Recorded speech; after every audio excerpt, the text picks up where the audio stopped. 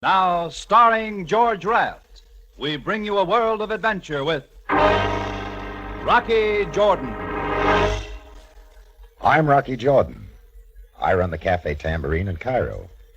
It's been said out this way, love strikes the speech dumb, the ears deaf, the eyes blind. Yeah, I've seen it happen. It's what you might call really losing your head over a dame.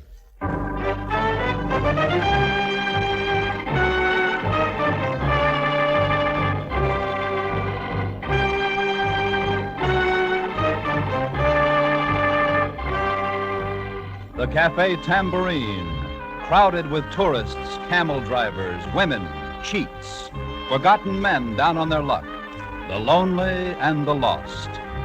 For this is Cairo, gateway to the ancient East, where modern adventure and intrigue unfold against a backdrop of antiquity.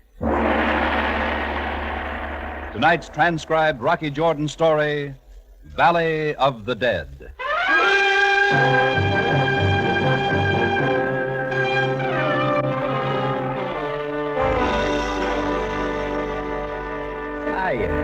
Remember me? Chris, the barkeep at the Tambourine. Also the general dispenser of information. Yeah, Rocky Jordan and me have been buddies for years. And usually things go kind of smooth between us. Not always, though. I'm thinking of that Valley of the Dead deal when the blow-up between us sounded like the echo of an A-bomb. And, well, listen. It was one of those quiet evenings around the cafe when it began. The crowd had thinned out, and a sad-faced legionnaire sat at the bar, staring into his half-empty glass of wine. A few locals were scattered around, lapping up some arak, and in the back booth, one of the more handsome young guides around Cairo was whispering into the ear of a sweet-faced tourist, and she was giggling. Then Rocky came in. Pour me one, Chris. Anything wrong? Pour me one. Yeah, sure thing, right? You, been for a walk? Yeah, I've been for a walk. Well, was wondering. Hey,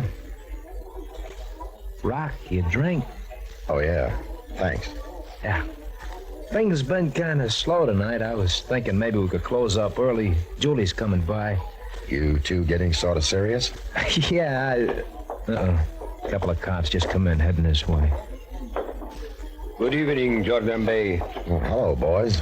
We are looking for someone. A man wearing a dark suit.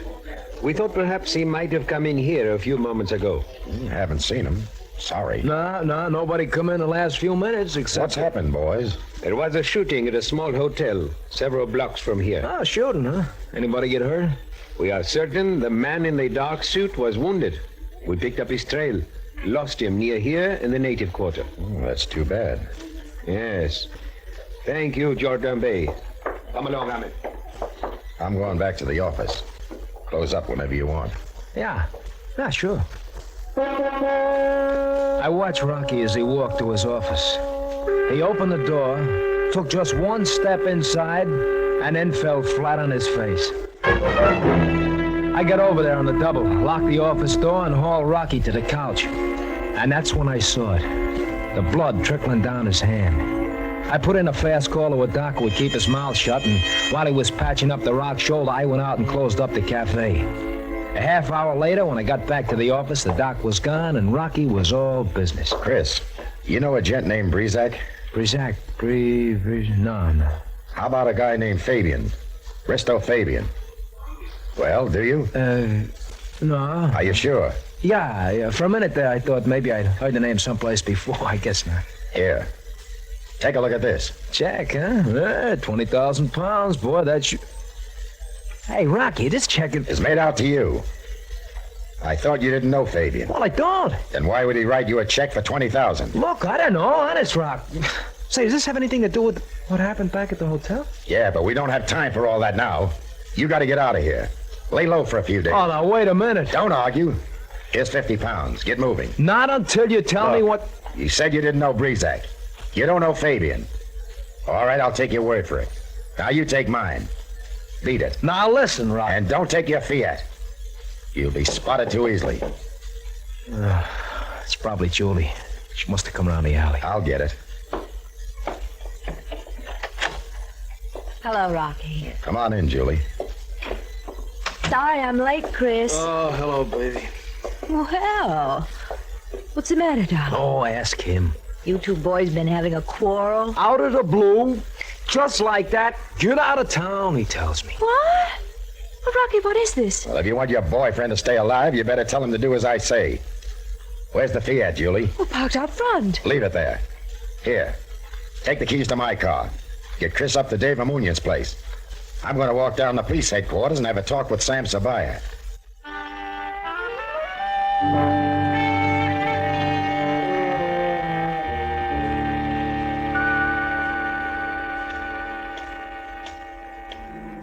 Oh, Mr. Jordan. What's on your mind? I'd like to have a little chat with you. Sorry, I have an appointment. My name is Fabian. Mr. Fabian. Fabian. That changes things. I thought it would. Get in. Okay. I've been sightseeing before, so don't knock yourself out. Mr. Jordan, why did you go to that hotel tonight? Brizak's invitation was extended only to your bartender. I know, but Chris wasn't around when Brizak's messenger showed up. So I was asked to pass along the invitation. Which you did not do. That's right. Knowing Brizak as I do, I couldn't resist going myself. The fact that the messenger mentioned 20,000 pounds, that had something to do with it, too? You think I'm trying to cut in? That is exactly what I think. Suit yourself. Fabian, what is this all about? All I got from Brizak was double talk. And a bullet in the shoulder. He resented the fact that I took the check from him. I shall only have to write another one. Really, Mr. Jordan. It is a simple business deal. I wish to pay Chris for information which he has acquired. I'm not convinced.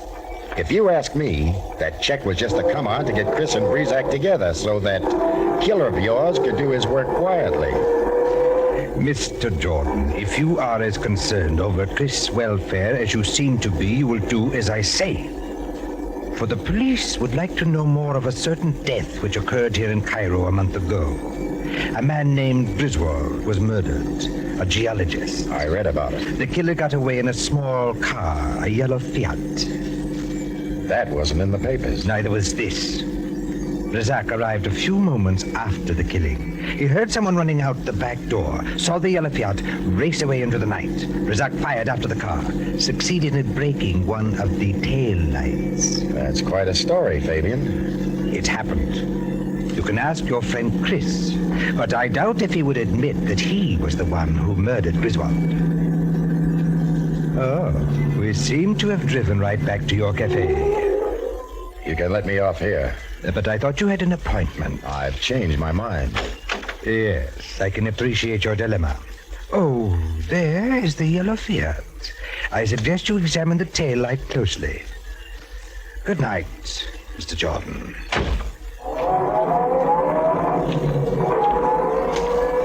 Jordan, What? Oh, it's you, Sam. admiring the little yellow car, What are you doing here? waiting for you. What happened at the hotel tonight? What hotel? Jordan, when my men spoke to you in the cafe earlier this evening, they were not fooled. However, they thought it wise to confer with me before taking any steps. I don't know what you're talking about, Sam. Razak, the shooting in the hotel room. What were you doing there, Jordan? And what is your connection with this man, Fabian? Fabian? Yes, Fabian. You never heard of him, eh? You stepped out of his car a few moments ago. Well, what have you to tell me, Jordan? Sam, I'm kind of confused. I can't tell you anything. Jordan, already there has been violence. I cannot allow... I can't tell you anything now, and nothing's going to make me, Sam. You'll have to give me some time. Jordan, tell me, are you protecting someone or yourself? A little of each, maybe. Don't press me, Sam. I won't give. Very well, Jordan. I shall bide my time. But if there is any further violence, I shall hold you personally responsible. Sure. Now, tell me something, Sam. Who is this Fabian guy? Risto Fabian, bachelor, age 52, fond of horses and American women. Citizen of Greece, permanent residence, Athens. You seem to know a lot about him. He is not an unimportant man, Jordan. Have you ever heard of the Valley of the Dead? Sounds familiar. A great stretch of land in a country to the east owned by Mr. Fabian and now on lease to the Egyptian government. On lease? Oil? Oil. Thanks, Sam. I think you've given me something to go on.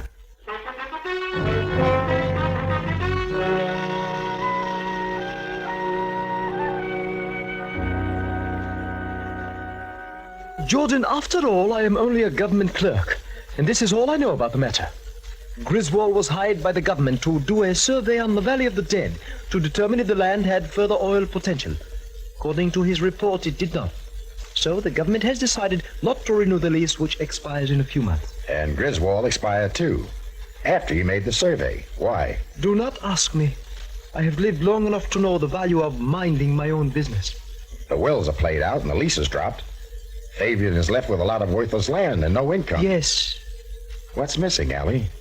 You don't go gunning for a guy who's supposed to have some information if what he's got isn't worth anything. What? Gunning? Allie, how can I get my hands on a copy of Griswold's report? Griswold's house, perhaps, if there is anything left of his belongings. Or perhaps the girl who worked for him, Miss Ware, Julie Ware. Julie? You know her? Yeah. Thanks, Allie. Night. Good night. Rocky, look out! Look out! Rocky!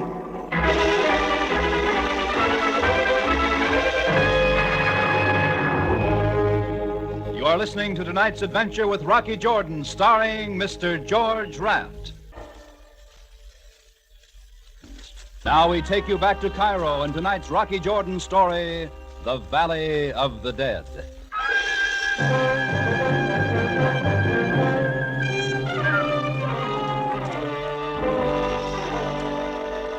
The shots from the moving car tore some big holes in the front of Ali's house, but none of them caught the rock. He'd spotted the car, dove for cover. Well, he picked himself up knowing full well it had been Fabian and Brizac. And 10 minutes later, he walked into a low-slung apartment building not far from the Tambourine. First thing he caught was the low wail of a sax. He listened for a minute, and it took him back. But then it stopped, and he walked down to room 212 and knocked. He tried again, and a door came open. But it was the one at the next apartment. And standing framed in the archway was a redhead with a neckline that looked like it was diving for pearls. Hello. Hello. Looking for Julie? Yeah, Friend of hers? in a way. Want to come in and wait? She might be back soon. Well, thanks. Maybe I will. Mona Clark, USA. You're an American too, aren't you? Uh-huh. Rocky Jordan. Shake. It's not that I don't like far-off places. You just want to see something familiar once in a while. Yeah, I know the feeling. I've got a pot of coffee fixed. Want some? You got enough. Plenty. I'll get right away. Where are you from, Rocky? I mean in the beginning. St. Louis. Good town. New Orleans myself. Been there? Well, lots of times. Oh, do they still serve coffee and donuts in the French market? They did when I left. Gee, I miss it. Well, home next month. Never no more to roam. Until next time. Here. You and Julie pretty good friends? Pretty good. I'm trying to find out about a fellow named Griswold. Griswold. Definitely a meatball. One of those guys who live on a steady diet of vitamins, always with the play. Yeah, I get the picture. Julie worked for him, you know. He's been up here a couple of times.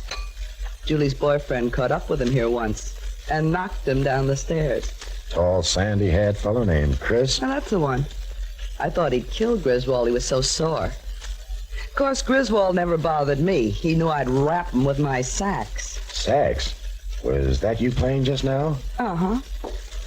First sax, Billy Baxter's all-girl orchestra world tour. Give a listen. Like? Very good. How about this?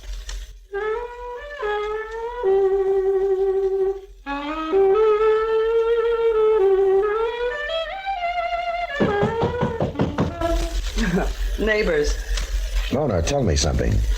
What kind of work was Julie doing for Griswold? He did an oil survey on a place called the Valley of the Dead or something. She typed up all the reports for him. I see. Julie uses Chris' yellow Fiat quite a bit, doesn't she? Uh-huh. Why? Just wondering. Thanks, Mona. Leaving? I'd like to finish that song for you sometime. Don't worry, baby. You'll get a chance to.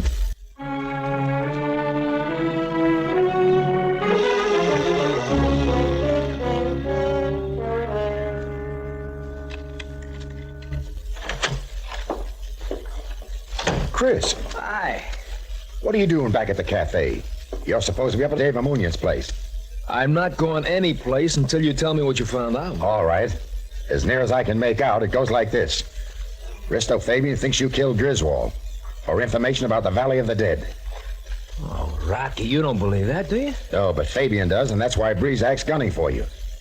Chris, where's Julie? Well, staying with a friend at the Island House in Bullock. Is she in trouble, too? More than she knows. What do you mean? Chris, how did the tail light get broken on your Fiat? What's that got to do with it? Answer me. Well, Oh, yeah, I remember. Julie had the car that day. She said some kids broke it throwing stones. Sure. Chris, I'm going to tell you something you're not going to like. But I wouldn't say it unless I thought it was true. Well, go ahead, I'm listening. I think Julie's the one who killed Griswold. Rocky. It's lousy, I know, but it all fits. She typed Griswold's report on the Valley of the Dead. She's in the know. She drove your car that night. Not you. Don't you see you're playing a fall guy for a double-crossing, two-timing... Rocky, I'm sorry. I didn't mean to hit you. Forget it. But that doesn't change what I think. I'm going over to Bullock, see Julie. No, you're not. You go wandering around, you'll pick up a bullet. I'm going, Rock. You're not going to stop me. I guess I'll have to.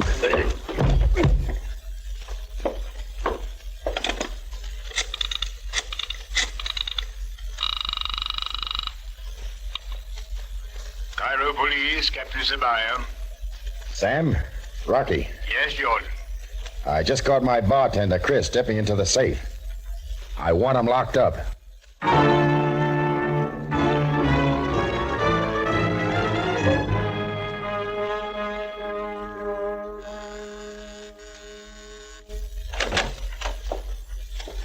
Hello, Julie.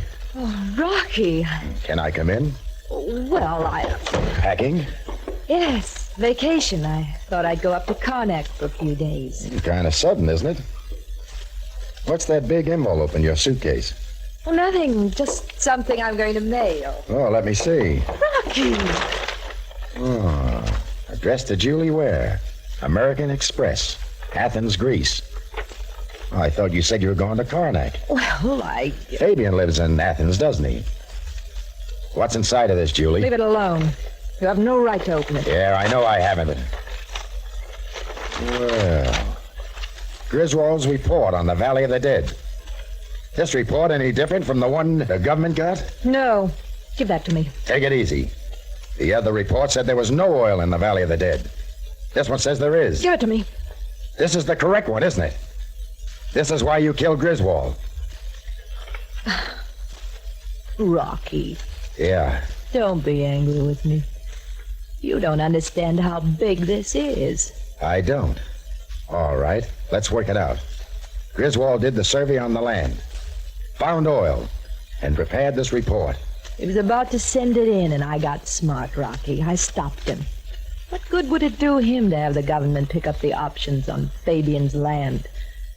But if Griswold made a deal with Fabian to turn in a false report... The government would drop the option. Fabian would get his land back. Yes. Oil's worth a lot these days, to a lot of different people and countries. Price is high. Fabian could make a fortune. So Griswold went for your idea. Yes. Fabian went for the idea, too, because he'd already been approached by a representative of a foreign power. But that's when Griswold began to act like an idiot. He said he'd settle for 20,000 pounds. 20,000 pounds. That's less than $50,000. Fabian stood to make millions. So you and Griswold talked it over, and he ended up with a letter opener in his back. You waltzed off with the right report. Then you contact Fabian yourself and make a new deal. Yes, Rocky. And it can still be done. You and me, we can hit Fabian hard. A partnership and a billion-dollar business. Where's Chris? In a nice, safe place. Why don't you get him out where it's not so safe? Fabian thinks he's the one who killed Griswold and knows about the oil. They'll be over in a minute. Fabian will go back to Athens satisfied. And then what? The day before the option comes due, you and I take a trip to Athens to see Fabian. We'll have partnership papers all drawn up. Fabian will have to sign them. It'll be too late for anything else. What do you say, Rocky? Lady, you're a louse. Rocky, what are you doing? Phoning the police. Oh, no, you're not. Put down that poker. Ow! Shoulder hurts, doesn't it? Oh! So long, stupid. What? Do not let my gun startle you, my dear. Fabian. May I come in? I have been following you, Mr. Jordan. For at length, I have devised a method for bringing Chris, shall I say, into the range of Brizak's gun. Chris is out of reach, Fabian. He is in jail. I know. You will telephone Captain Sabaya and tell him you made a mistake. Tell him to release Chris. So Brizak can be picked off coming out of the station? Yes. He's standing across the street from police headquarters now, waiting. Well, let him wait. Mr. Jordan, you will take the phone and do as I say. Sure, I'll take it. There! But you pulled it out of the wall. That's right, and you can't find much use for it now. Mr. Jordan. Go on, pull the trigger. That'll get you nothing. Mr. Fabian, Yes, my dear. I know how to get Chris out of jail. If it would be any help to you. And why should you want to help me? Because I'm afraid you'll be angry with me. Through no fault of my own. All this and no music? Why should I be angry with you, my dear? Because I have this. Look, I believe this is something you want. Griswold's original report on the Valley of the Dead. Where did you get this? Chris gave it to me to hold for him. She's lying, Fabian. Silence. My dear, have you read this document? Oh, good heavens, no. It's full of such technical language I wouldn't understand it for a minute. Fabian, you're not going to go for this, are you? Chris doesn't know anything about this report. He didn't kill Griswold. She did. Oh, how can you say that, Mr. Jordan? Oh, he's lying, Mr. Fabian, to protect his friend. Yes, my dear, I understand. Tell me, how would you get Chris out of jail? Well, Chris and I have been quite friendly. It would be a simple matter for me to bail him out. Excellent. My car is downstairs. Mr. Jordan, you will drive. I shall sit by you with my gun in your side. Come, let's get started.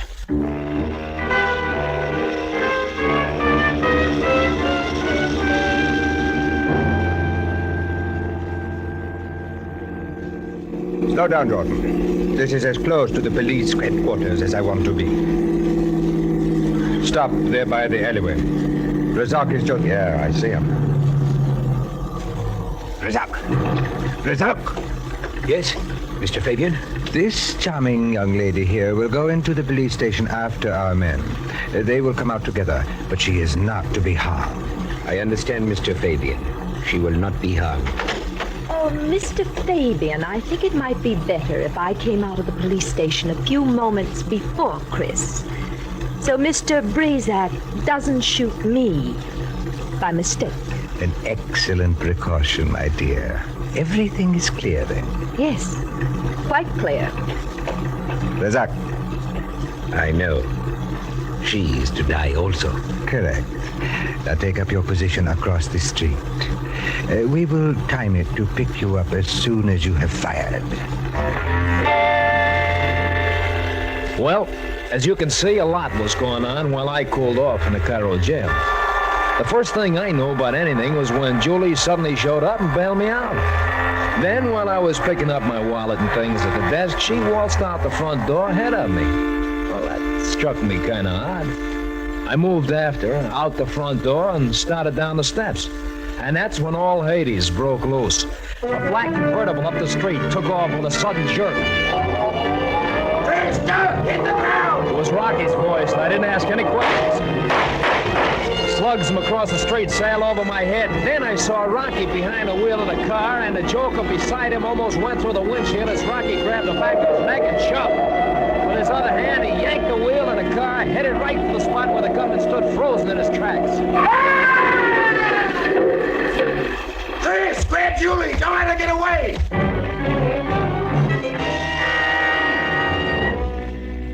Well, by then I didn't need anybody to draw me a picture. I caught up with Julie halfway up the block and hauled her back. Captain Zabaya and a flock of cops had piled out of headquarters and taken over. And when Rocky got through talking, they had it all. A little later, Rocky, Zabaya, and me were heading along the street on the way to the Tambourine. I guess I did it up good this time, all right? Oh, forget it, Chris. No, I don't want to forget it. I played the prize dope. I'm sorry. I apologize. Well, it's nothing to apologize over, Chris. It's one of those things that happen. Jordan is right, Chris. It happens. Why? Nobody knows. But nonetheless, it does. So many men, one time or another, are attracted by women of evil. You trying to tell us something, Sam? Well, as a matter of fact, Jordan, when I was a younger man, there was a dancer from Algiers who... You too, huh? Yeah, thanks, Captain. I'll turn off here, Rock, and go on home. See you at opening time as usual? Sure. See you then. He will be all right, Jordan. Do not concern yourself over him. Sure, Sam. He'll be all right. Observe, Jordan. A new day. The city of Cairo awakes. Yeah, and the tourists will be pouring out on the streets before long. And already the vendor is striving to attract them to his shop. Jordan, listen. The call of the East. What is that? That, Sam, is the call of the West.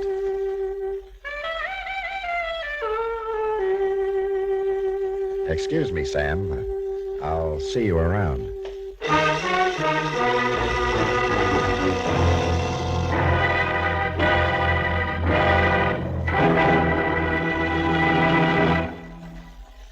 Our star, Mr. George Raft, returns in just a moment.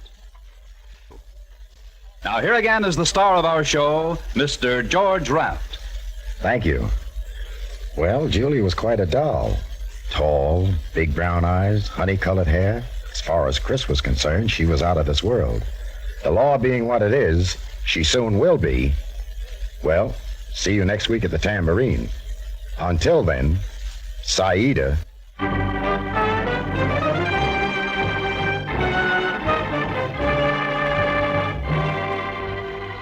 Rocky Jordan stars Mr. George Raft with Anthony Barrett as Chris and Jay Novello as Sam Zabaya. Also heard in tonight's cast were Donald Morrison, Gene Bates, Ted Osborne, and Gloria Blondell. Our original music is composed and conducted by Richard Arant. Production and direction by Cliff Howell. Rocky Jordan is written by Larry Roman and Adrian John Doe. Bob Lamont speaking. This transcribed program came to you over CBS, the Columbia Broadcasting System.